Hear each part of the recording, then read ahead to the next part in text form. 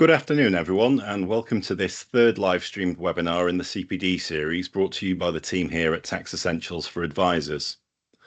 Today, we're going to be looking at a highly topical issue, the forthcoming changes to the treatment of pension funds for inheritance tax purposes. As these are slated 1 year later than the changes for agricultural and business property, they've perhaps been less prevalent in the mainstream media, but the impact is potentially far wider. I'm delighted to be joined today by my colleague for the last time, Tony Court, and that's not the last time because I've taken a contract out on him, but because he's heading off into the sunset for a well-deserved and hopefully long and happy retirement. Just some housekeeping points. As always, the Q&A section is open, so feel free to put any questions you'd like to ask Tony in there, and we'll try to get through them all.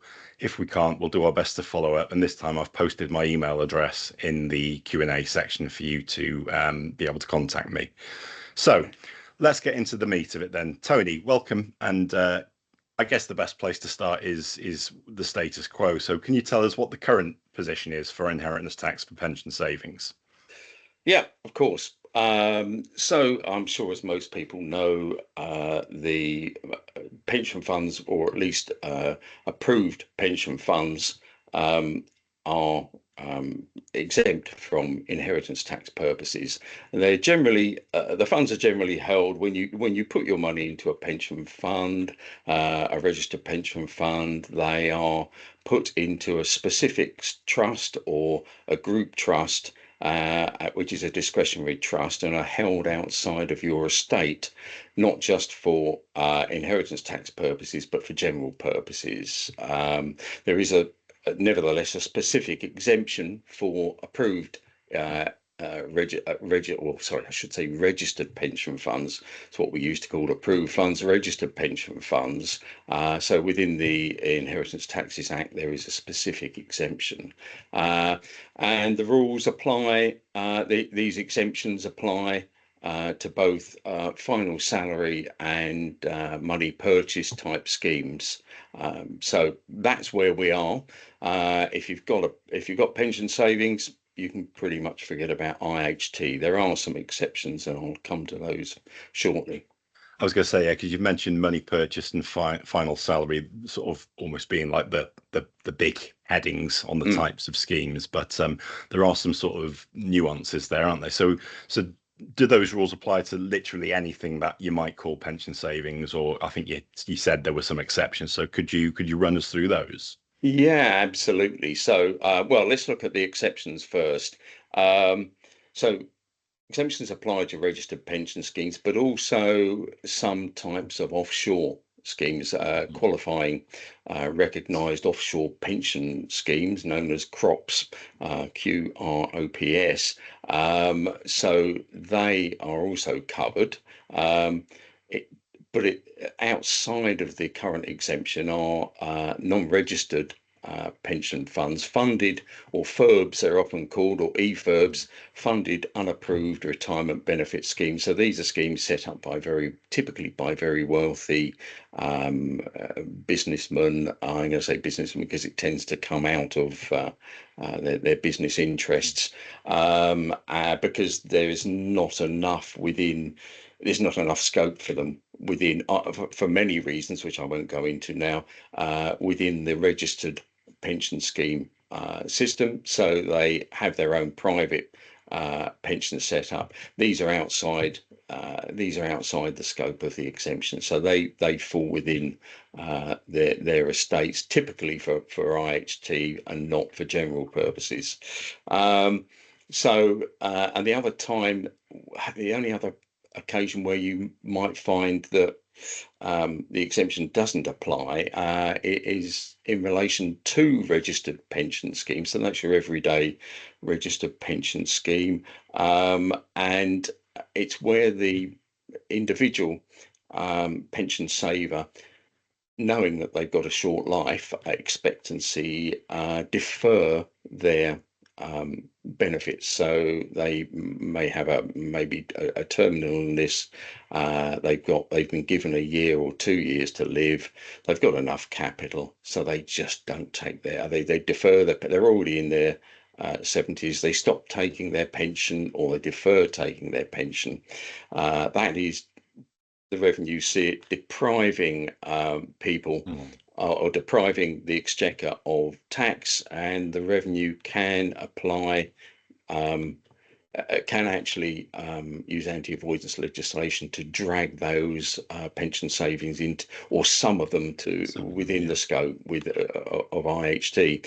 And the last type of pension scheme, which some of our older viewers might remember, is that is outside outside of the exemption, are the old retirement annuity contracts, which are we used to call Section 226 or 226A policies. They're pre 1986 policies.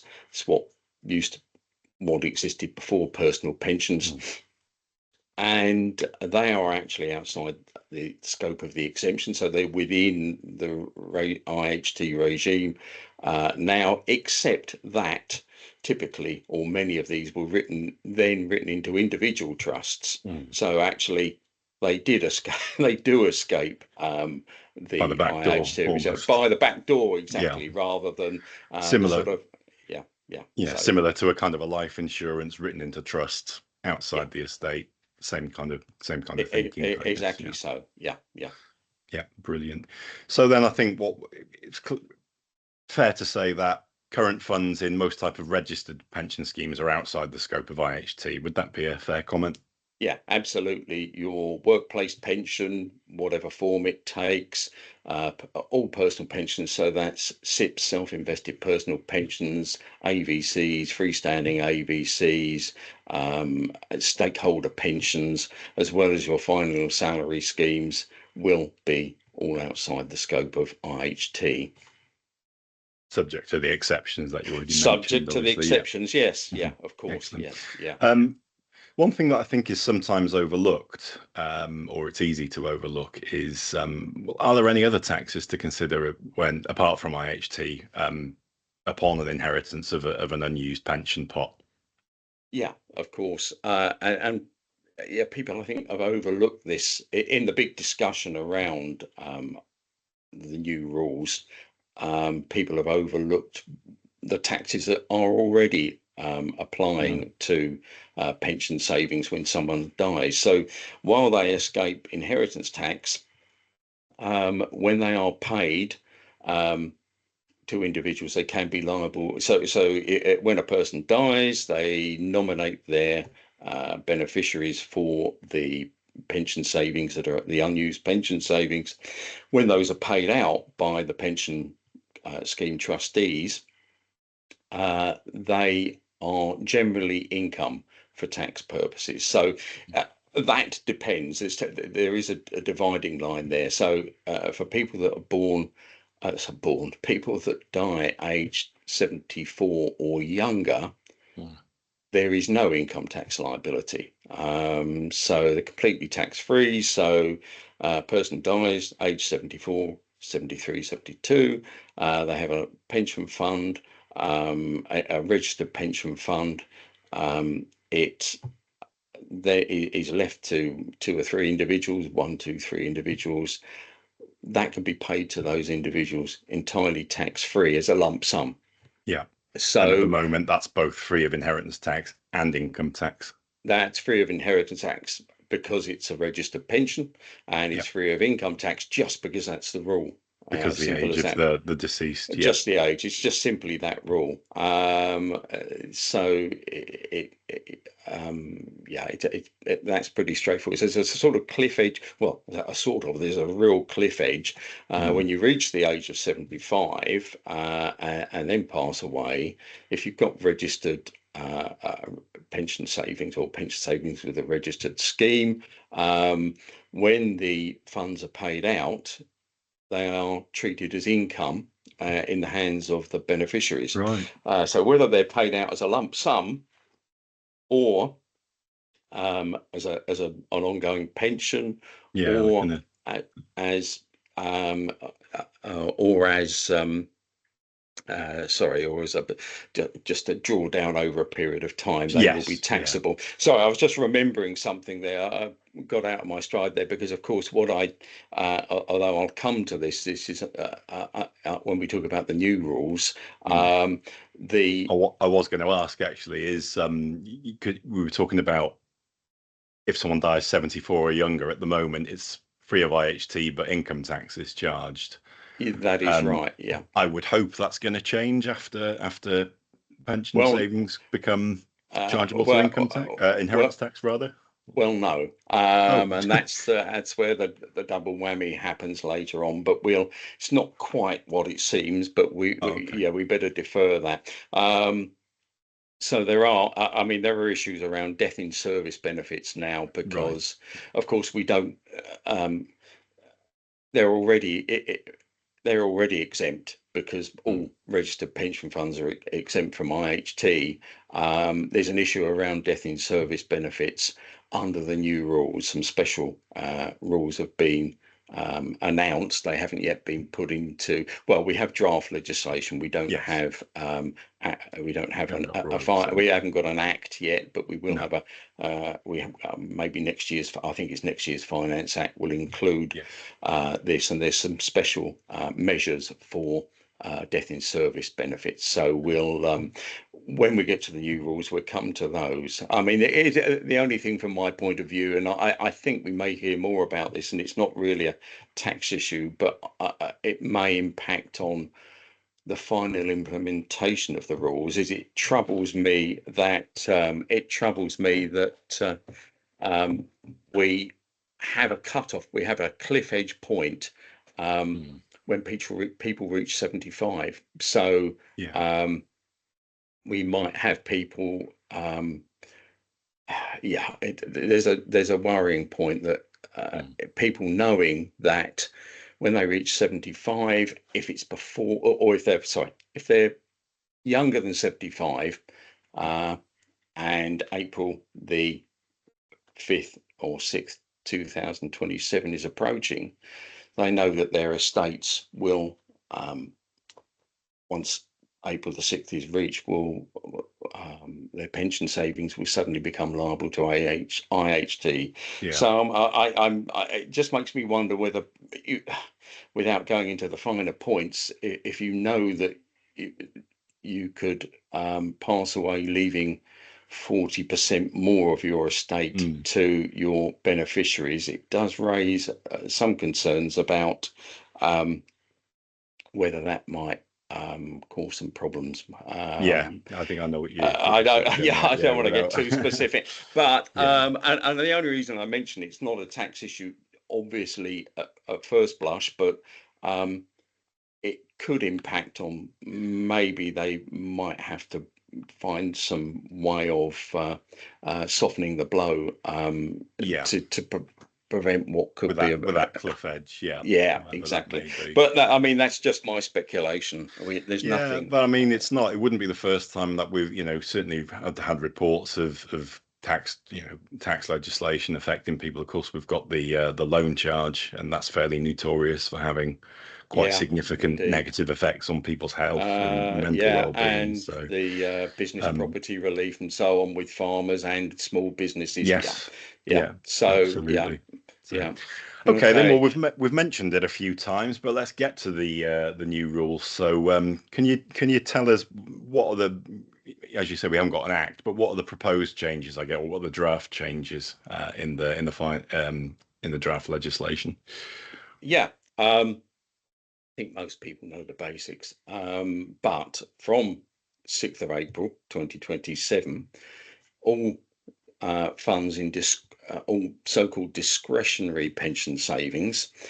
And the reason they're discretionary is because, as I mentioned earlier, they are held in discretionary trusts. They're held in trust by the pension schemes who don't have an obligation technically to pay out to anyone after the pension saver dies. But they do. It's a sort of accepted um, it's accepted that it will happen, even Hmm. though there's no obligation under the terms of the trust. So they're called discretionary pension savings. when all those that are currently exempt from IHT will in fact become liable to IHT overnight. So of course those pension savings which sorry, those pension savings which are not discretionary, the regime stays the same. They're already, so I mentioned funded unapproved retirement benefit schemes, FERBs and EFERBs earlier. These are already liable to IHT, so nothing will change for them because they're not discretionary funds, or even if they are discretionary funds, they will be caught within the scheme. So if some by some chance they manage to escape under the current regime and their discretionary funds, they will be caught come 6th of April 2027. Now, an interesting point I've seen mooted a couple of times, and it comes out of a misunderstanding about the cut-off date, if you like, of the old regime and the start of the new. 6th of April 2027 is the key date. And I've seen concerns raised that if someone dies shortly before 6th of April 2027, and the pension scheme has not sent out, it will take some weeks, usually, maybe possibly months, in which to before the beneficiaries get their money, that money, because it has not been distributed before the 6th of April 2027, will be caught by the new regime. But actually, you can rest easy on that one. It's not the case at all, because the existing legislation deems, and this will apply when effectively the registered pension schemes are brought within the existing general IHT rules. Those rules already contain sections that say that a person's estate is deemed to have been gifted. Transferred, transferred to the beneficiaries immediately before the death. So it's as if they had gifted or transferred all their estate like a minute before they passed away. So that will apply to pension funds. So that there's no question as to pensions. There's going to be no confusion with straddling where the death happens things on that one money side. in transit, as it were, or in limbo land, is not going to be caught, because it will have already been deemed to have been transferred immediately before someone dies. So that, I think, sums that up. I don't know, do you think that was clear, Andy? I think that that's clear enough. As you say, it's quite interesting coming back to that sort of rule, isn't it? Because effectively what we've got is the beneficiaries or the executors or personal representatives take legal ownership of the estate at the point of death. I seem to remember when I was doing my exams many moons ago, we were told that it was sometimes quite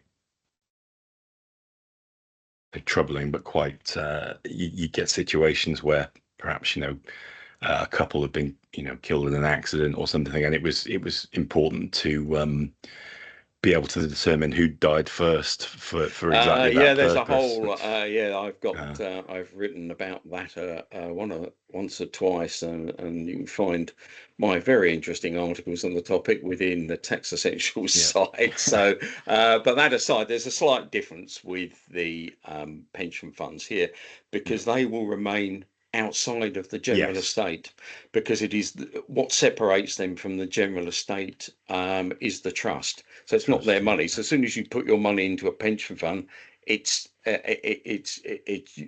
earmarked for you, but actually it's not yours. It's now in the trust. And so it falls completely out. So when someone passes away, they that money is outside of their estate and will remain outside their estate even after the new rules come in.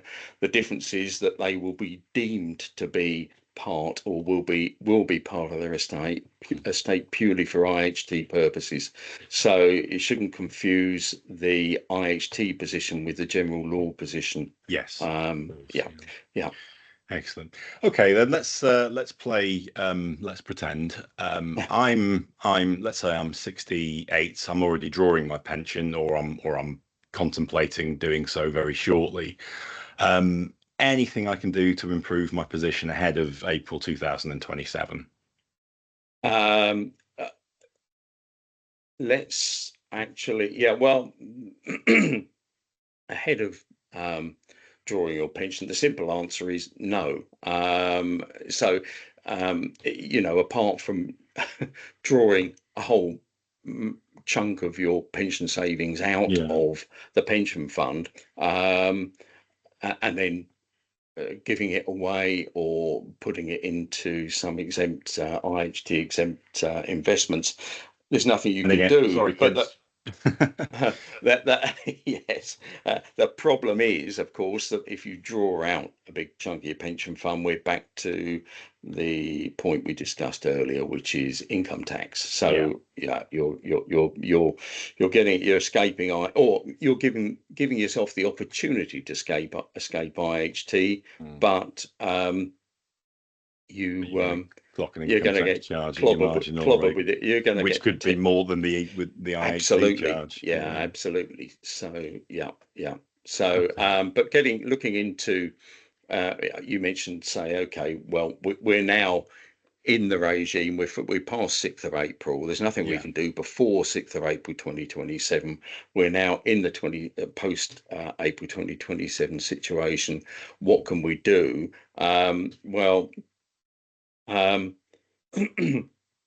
Excuse me, sorry. I'll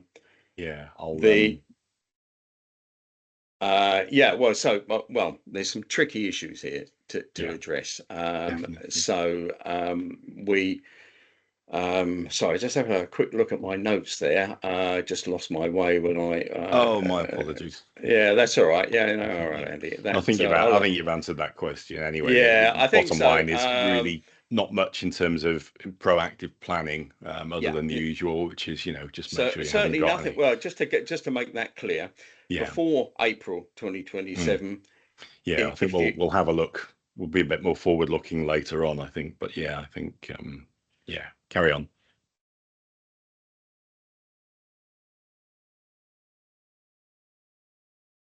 Oh, I think Tony may have frozen there. So I think he was saying that. If you can give me a nod when I'm back on screen. Yep, you're back on. Yeah. Okay. Well, that's typical. So, let's move on to the next question then. So, if we assume we're 2 years down the road from now, the new rules are in place. How are they going to work from the point of view of both the executors and the beneficiaries? Okay, right. This is where it really gets interesting.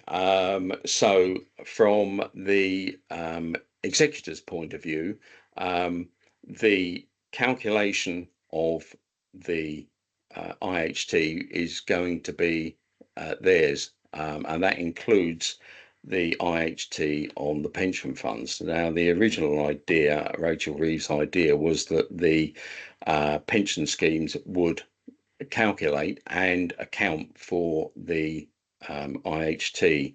But the consultation earlier this summer, it was always a big ask. And I followed this quite closely, and I'm not going to bore everyone with the details, but it was always going to be impractical. Earlier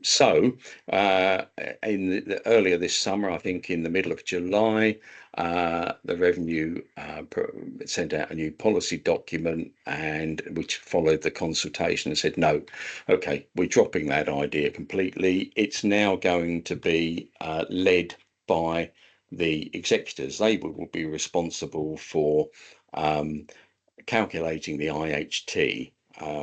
Now, I'll come back to how that will be paid. There's options. We'll get to that a bit later. But so the IHT will be paid, let's assume, by someone, whether it's the pension scheme or the executors of the estate, and the money will be passed on to the beneficiaries. And here we're talking about the beneficiaries of the pension scheme, which may or may not be the same as the beneficiaries of the general estate. So in the will. yeah, so we'll and again we'll talk about that. We'll talk about how the beneficiaries might be involved, how they might have to find the money in order to pay the liability. Well, say find the money, it will only be out of the pension funds that they're inheriting. So it's slightly tricky, and there can be some practical problems. If you want me to, I was going to say that sounds quite complicated. Could you give us a simple as possible example? Okay. Yeah, sure. Let's say assume that let's just keep it simple. We've got one beneficiary. Someone dies. They've got an estate of say pension savings of 300,000, which will be actually outside of their estate, and very little. And they've got some other assets, maybe a property or whatever. So there will be a liability on the pension fund because the overall estate, let's say, exceeds the nil rate band, any nil rate bands they got. So let's say they've got 120,000 pounds of liability on their 300,000 pounds of pension.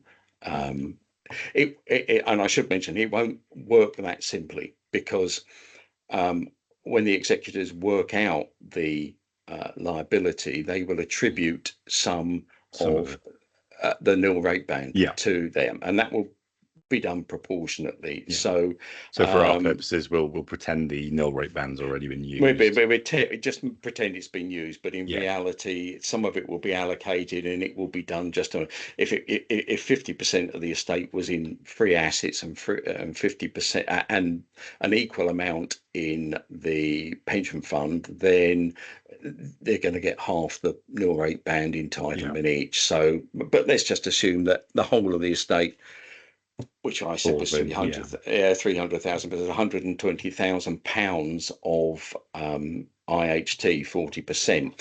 But let's say the beneficiary doesn't want that all at once. He wants to take it over a period of 10 years. That's perfectly fine, or even over their lifetime. So the IHT on the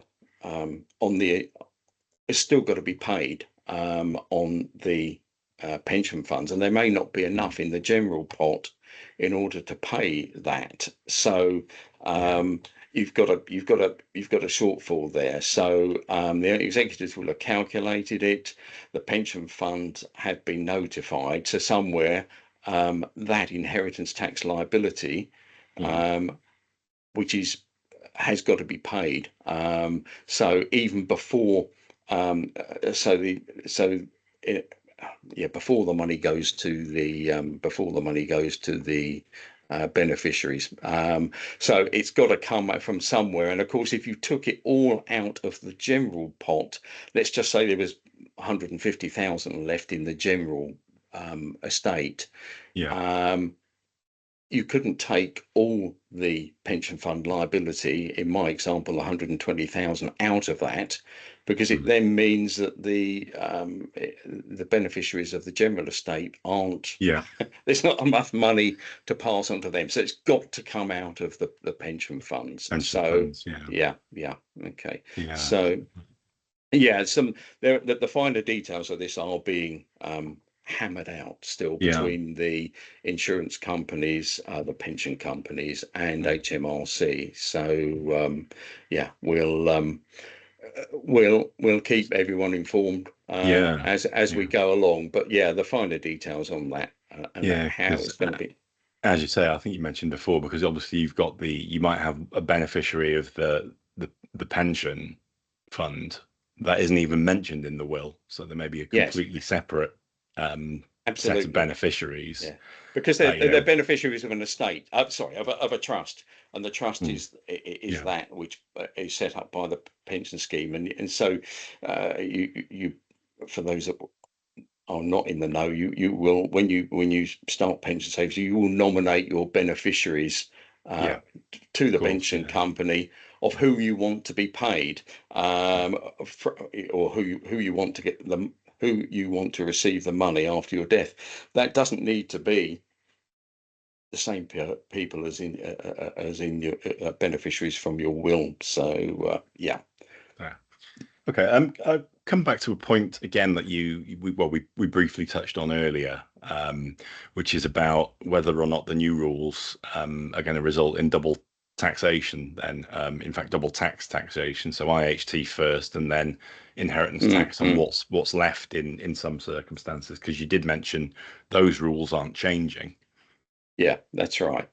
Yeah, there will be double taxation, but not quite as you might think. So it's not going to be a case of paying if you've got £500,000 of pension savings. They're not going to take 40% of that, or whatever the figure is, in IHT, So and 40, then apply the same amount. Um, and then apply income tax also to 500,000. okay, Yeah, yeah, essentially what you'll get is tax. You will get inheritance tax relief. Sorry, you'll mm, get income tax relief for the inheritance tax you pay. So let's yeah. just keep it simple. You've got a So hundred it'll be thousand. treated as a deduction. Yeah, Yeah, exactly. So let's yeah, say you've got £100,000 of pension savings. The IHT on it is 30,000, not 40,000, because as I mentioned, there'd be some nil rate band allocated to it. So we'll say 30,000. It's £100,000 of pension savings to be paid out to the beneficiaries. £30,000 of that goes in IHT. That leaves £70,000. It is that £70,000 which will then be subjected to income tax, mm, and it will be subjected to income tax.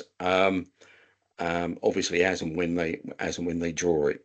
yeah. So So it'd be yeah, at the marginal rate. Yeah, it'd be the marginal rate. still could lead to some quite high effective rates of tax, couldn't it? Absolutely. Yeah. And So I've penned an article actually, which will go on the Tax Essentials site, setting out those figures, so you can actually yeah. do it. I won't run through Uh, them now. I no, don't I'll be think it would interested work to well. read that. Yeah.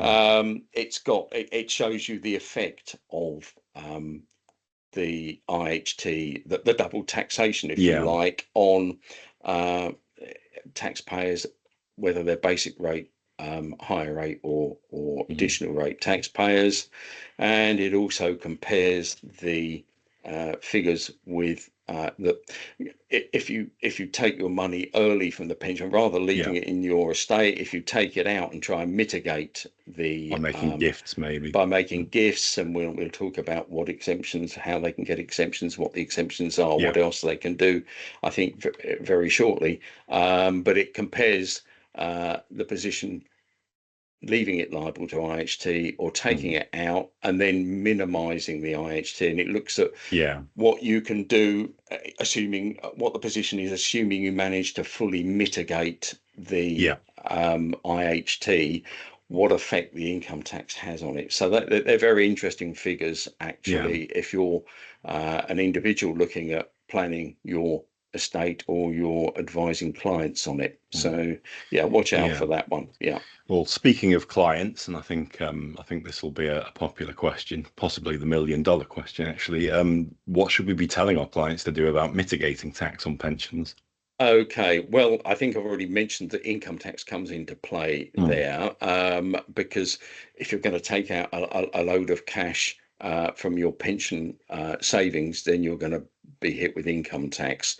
And that is true both if you take them out um, before death, or indeed you leave them to be passed on to your beneficiaries, in which case they will pay income tax. But so we're not going to talk about income tax mitigation, because all the usual principles apply, except that I would add that as a beneficiary, you might be able to spread, rather than take all the income from the pension in one hit and get, Yeah. and push yourself into higher or additional rates of tax.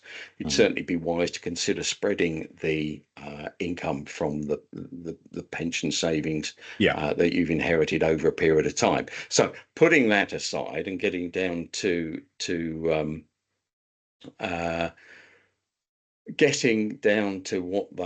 what you can do to mitigate inheritance tax. Well, one thing you can do if you're married, and it's quite a powerful idea, and it involves a very important point under the new regime, is to make gifts to your spouse. So you could leave, what you could do is, instead of nominating maybe your children or grandchildren as beneficiaries of your pension fund, you could switch the nominated beneficiary to be your spouse or civil partner.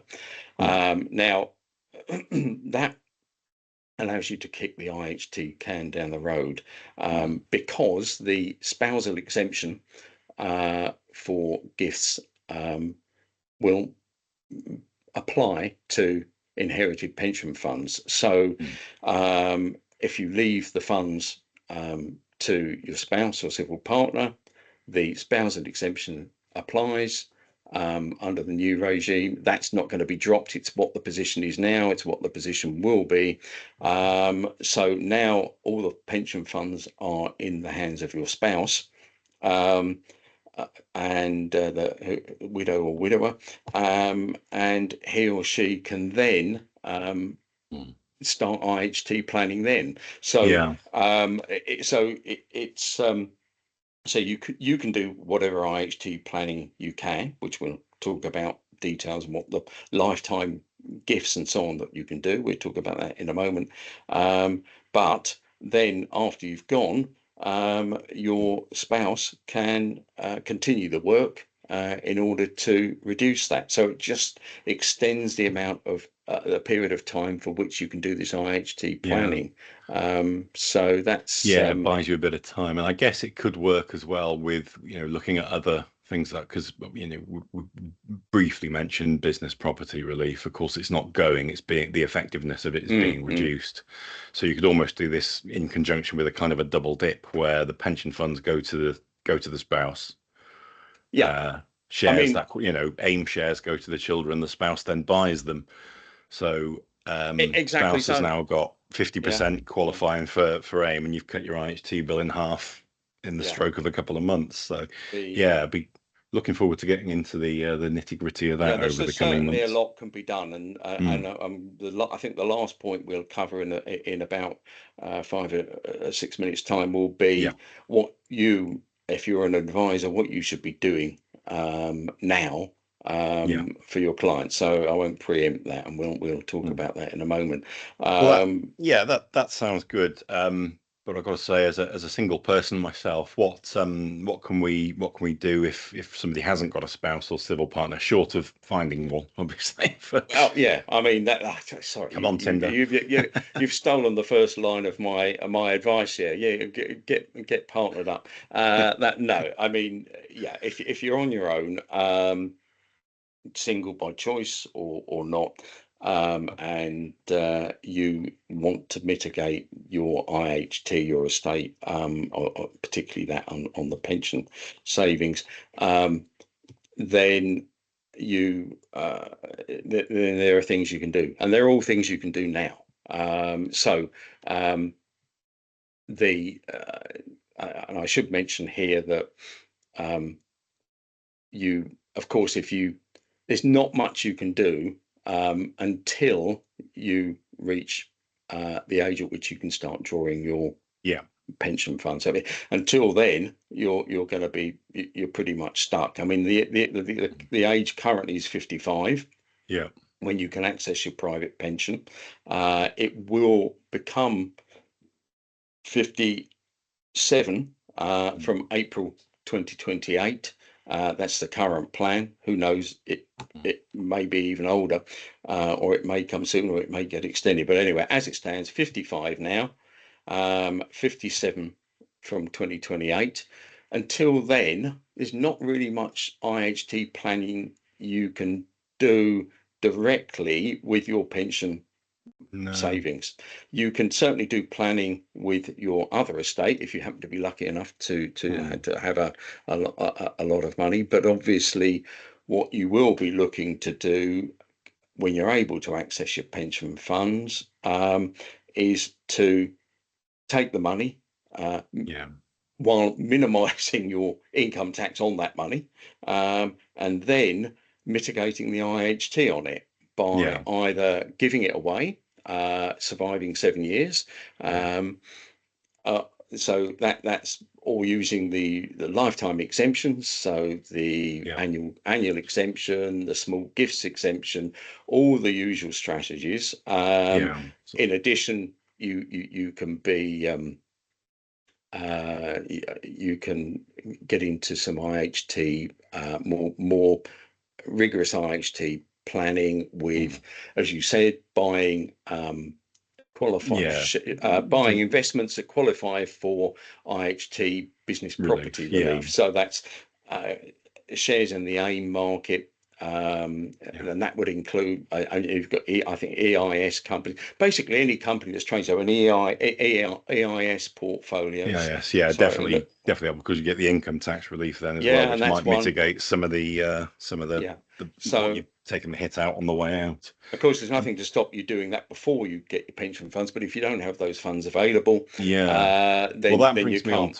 brings me on to another point actually. Is there a risk, and we're coming back to sort of morality and unintended consequences, but is there a risk that people will be discouraged or disincentivized from putting money into pension savings in the first place? I think that is yet to be seen, but I Mm. think that must be on the cards. There is, again, this is, you can read about this on the Tax Essentials site, where and I think you, Andy, have looked at the comparison for different, depending on your rate of income tax you pay, of different types of investments. Should you be putting your money into an ISA versus putting money into a pension? Again, I won't go into the figures, be very difficult to follow those, but there's tables I produced which are available on the site, which will show you who benefits most from which type of investment. So certainly you can look at that. You can look at AIM shares. You can look at other IHT planning Yeah. strategies. I mean, these are open to all, but including those, married couples and civil partners. But you specifically mentioned people on their own. Single people, yeah. Single people, I mean, it's open to everyone, but that, they don't have the option of making it using the spousal gift No. exemption. So what they can do is those things we've already mentioned. In addition, they can use discounted gift schemes. They can use loan schemes. All these things go, and so, and gifts out of income, which is just an exemption again. I Yeah. can't, there's not enough time to go into details about No. discounted gift schemes or indeed loan schemes, No. or I know indeed, I've written some yeah, articles on both, so worth having a yeah, search for on the Tax Essentials yeah. site. There's plenty there about the different aspects of them. They tend to come at a cost, so you Mm. need to weigh that. You need to weigh that up as well. Yeah. But yeah. Yeah. So Yeah. I think that gets us pretty much to the final.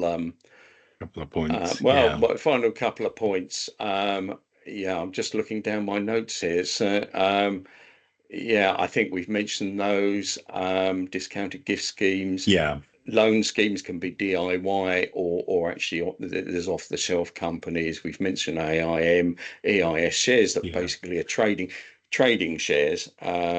Yes. On Or the shares in alternative trading investments. companies, should I say, all outside or all qualify for business property Yeah. relief. I would Um, imagine as time goes on as well, we probably will see more bespoke kind of financial planning All products, right. like off-the-shelf products that become available as we sort of get used to the rules, and because we've always had things that are designed to qualify for business property relief, and whilst I say not reducing rather than mitigating sort of risk to capital, which obviously Yeah. HMRC doesn't like, but it's Yeah. always about So sort of staying just on the right side of the fence, isn't it, with that kind of thing? yeah, I think this is a point I was going to make at the very end, but I think this is an appropriate point to make it. And that is, with all this planning, if you're thinking about gifts and Mm. other IHT and IHT exemptions that we've just discussed, Yeah, um, you need to keep a close eye on the budget, the yeah, forthcoming budget, because there's rumours abound over yeah. what the Chancellor's going to do, and Mhm. there are hints that she will attack the lifetime gifts exemption, Yeah, what are possibly potentially cap exempt, that. Yeah, cap the to cap the amount of that you can give away free of and well, yeah, inheritance and it tax, or presumably that. potentially free of inheritance tax, shall we say? Yeah, I was going to So say it may well be almost a bit like the old business asset disposal. If you get a lifetime cap, and then after that, anything is immediately a CLT. In the same way as it would be if it goes into trust, it'd be fairly easy to implement that, I suppose. Yeah. yeah, So well, we don't know, but the rumours have no, been put and out that's there. it. I'm not too sure the source of the rumours, No. but I think we can have a guess. And so, yeah, keep your eye on the budget closely, because I think that will could impact Mm. any IHT planning you've got. So Yeah. I think that um, brings Yeah, us absolutely. I think it's always difficult, isn't it, making long-term plans, which inheritance tax planning is ideally long-term planning. It's not hopefully long it's not term. done Yeah, to yeah, yeah. It's difficult to do that when the tax rules can change every year, and as we've seen in recent years with things like national insurance, it can change multiple times in a year. yeah, yeah. Yeah, so I think that, can I just ask you to make one last point, and before we move on to the Q&A, what's what in practical terms, if I've got clients that are asking me about this, how should I be helping them prepare now? Yeah, well, I think you do need to start now. I mean, it's only a year or a year and a half away. Mm. And as you said, it's long-term planning. You need to sort of get clients ready for this. And it's an opportunity to give some proactive advice. So, first step is to assess your client portfolio. Um, I mean, someone who's 23 years old, earning and is a subcontractor earning Mm. £30,000 a year, it's not going to be top of your list for people to No. get involved with. I mean, sure, if they've got pension schemes, you probably need to notify them that there's a change coming, but you don't need to get very active with them. The um, So assess your client portfolio, see who is likely, people with high net worth, people with Um, moderate net worth, people who are coming up to private pension age, and by that I yeah, mean 55 or mid 50s. 57, as Yeah. it will be, people that are already in that position. Mm. So assess your Sure. client portfolio, and then you'll need to write to them. I would Yeah, definitely be writing to them and invite them explaining the in. changes. Explaining the changes. Look, this is what's happening. Yeah, This is what's happening. This is what we expect. You need to. It could be a sea change in yeah, terms of what your beneficiaries will get. Of course, we all that we're talking about inheritance tax, and we're really talking about the next generation or other beneficiaries. But of course, most of us do want to pass on our wealth. We yeah, think about that. definitely. And Mm. so you need to be alerting those clients, and I think certainly we again, our website, the Tax Essentials site, can probably help out there Yeah. with our AI in terms of Yes. helping you Yeah. construct a letter and and so on. Absolutely. So again, use the resources that we That are have. available. Yeah. Yeah. Excellent. Okay, I think that's we're pretty much coming to the end there. We've actually been going nearly an hour, impressively. So at the moment, I haven't got any questions. I'll just ask if anybody does want to ask anything. Now's the time, and if not, I will wrap up. But if you do think of anything, my email address is there to send any queries to after the event anyway. So I'll just give it 30 seconds or so. Yeah, To sure. see, but I Well, think you've certainly covered everything I've asked in great detail. So I perhaps, think, yeah, well, we are. I should say here, I'm actually just finishing off a report, a more detailed report on the yes, changes that will be available sometime soon. with the And workshop. yeah, from our web shop. Yeah, so you can look out for that, and that will have more information. It will have the figures as well that I talked about, so you can look at Yes, comparisons of yeah. in real figures of I think that will how. help actually some practical examples. Yeah, Yeah. yeah, Okay, well, I've still got no questions in the Q&A, so I'll call that. Thank you all so much for joining us, whether that was live today or you're watching via recording later on. Don't forget that all our video content is available via both the website and our YouTube channel. If you search for @Lefebvre, you'll find us, so do pop along and subscribe. Um, Before I sign off, I'd like to extend my thanks to Tony, firstly for your expert analysis today, which was top notch as always, but also for being a first-rate colleague and a mentor for the last 10 years. I think saying that yeah, we're all going to miss you is an understatement, though I know you won't be a stranger.